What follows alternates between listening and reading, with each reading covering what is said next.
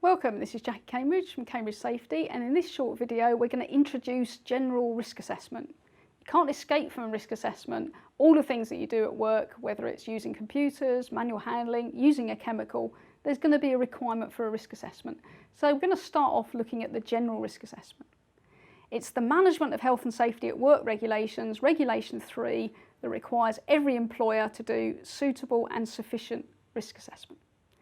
The first stage of risk assessment we've already covered because it's the identification of hazards. So the first thing we do in any risk assessment is identify the things with the potential to cause harm. But when we identify those hazards, remember back to those hazard categories, we need to be thinking chemical, physical, biological and ergonomic. As well as that, we need to think about safety hazards. Safety hazards can cause accidents and one-off events, i.e. a trailing cable or a hot surface. That's a safety hazard. But we also need to think about those health hazards.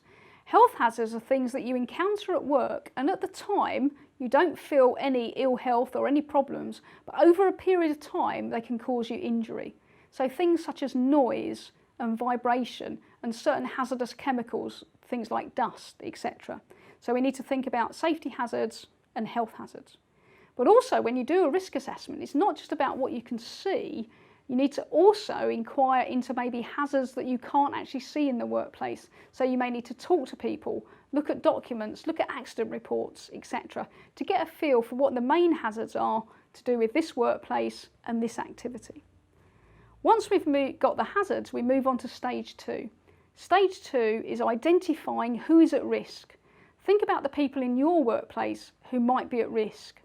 It might be your employees, but you might have visitors, contractors, members of the public, etc. So the risk assessment is looking at the hazards, but also who's at risk. Then we look at the existing controls. What are you doing already that's good? And sometimes companies think, oh, we're not doing anything. But when you look, you might be doing some training, you might have provided people with personal protective equipment, you might have some written procedures or safety signs. So this is your chance to give yourself credit for the things that you do that's good. Once you get to stage 4 of the risk assessment, this is the evaluation stage. And this is the one that causes most people most problems. They know what a hazard is, but we've got to evaluate the risk. So when we look at risk, we're looking at how likely is the hazard to cause harm, and if it does, what its severity. So if we've got a trailing cable, that's a hazard. If it's tucked away in the corner, then the risk of it causing an accident might be low. But if the same cable is in the main reception area, the likelihood of a trip or a slip is going to be higher. So that's evaluating the risk. We know what the hazard is, what's the risk? Once we know what the risk levels are, we move on to stage 5. Stage 5 is putting in some additional control measures. And the Management of Health and Safety at Work regulations give us some requirements which we must consider when we've got any hazard or risk. And they're known as the Principles of Prevention. And they're in Regulation 4 of the Management of Health and Safety at Work regs. So the first principle is, if you've got a hazard, can you eliminate it? So if we've got a trailing cable, but in fact there's a socket on the floor that we can use, if we plug the cable in there, we might be able to eliminate the trip hazard. So eliminate. If we can't eliminate, then we've got to evaluate the risk. Is it high, medium or low? Can we combat the risk at source? If you've got a machine with a moving component, can we put a guard on it? Then we can look at adapting the work to the individual.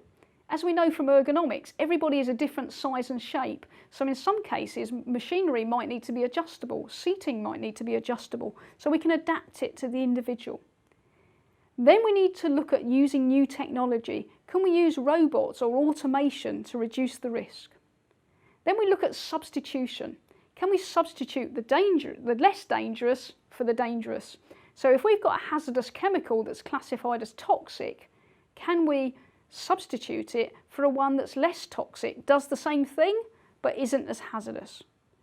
Then we're looking at prevention policy. This is about doing things that protect everybody rather than just protect one person. So for instance, if we've got an open gantry, if we put a guardrail on, it's going to protect everybody in the environment rather than just one person wearing a harness. Once we've done all that, we can give people training and information. safe systems, these types of things. And only then, right at the bottom of the list, we've got personal protective equipment.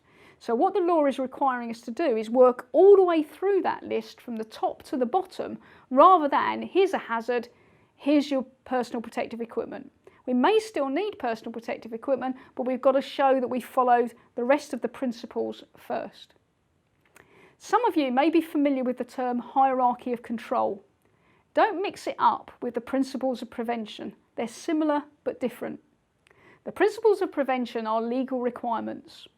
A hierarchy of control is a range of measures that starts with the most effective and works its way through to the least effective, so they always tend to start with eliminate and end with PPE, but the exact steps in a hierarchy depend on what the hazard is. So if you've got a hazardous chemical or we had a noise problem, the hierarchy for each of those would be different because it would relate to that particular hazard. So back to risk assessments. Stage 6, there is a requirement if you've got 5 or more employees to record the significant findings of your risk assessment. And that will include the significant hazards, who's at risk, and any recommendations that you make. Once you've recorded your assessment, we move on to monitoring. Monitoring is, if I said I was going to do something and I made a recommendation, monitoring is checking, is it working? Have I actually done it? If you said you were going to train people, have we done it? The final stage of the risk assessment is reviewing.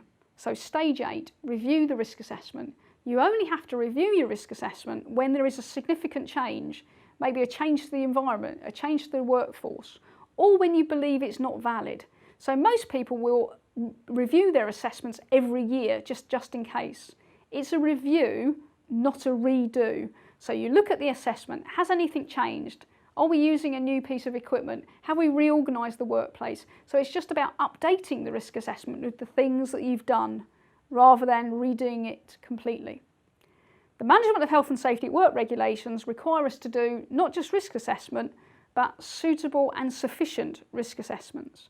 So we're looking at the significant risks, we're looking at the foreseeable risks, and the detail has got to be proportionate to the risks. So if I was doing a risk assessment on an office, that's going to have less detail on than if I was doing a risk assessment on a factory or a chemical installation. So make sure you're familiar with what makes a suitable and sufficient assessment. Look out for the Health and Safety Executive's publication, 5 Steps to Risk Assessment. Now don't be misled, the 5 steps to risk assessment is exactly the same as what I've just taken you through briefly. But in the Health and Safety Executive's version, they combine some of the steps together. So in the 5 steps, step 1 is identify the hazards, step 2 is identify those people at risk, but step 3 includes identify the existing controls, do the evaluation of your risks, and then put your new controls in. So 3 steps are all combined together. Step 4 is recording the assessment, and step 5 is monitoring and reviewing. So they are all identical to the process that I've taken you through. The only thing that's different is the Health and Safety Executive model combines them together. So we've had a look at the main stages of a risk assessment, which is a legal requirement under the Management of Health and Safety at Work regulations, Regulation 3. And make sure when you study the risk assessment that you're familiar with the principles of prevention and the hierarchy of control, because both terms get used within NEBOSH exams and the syllabus. So I hope that's been useful for you. Thanks for watching.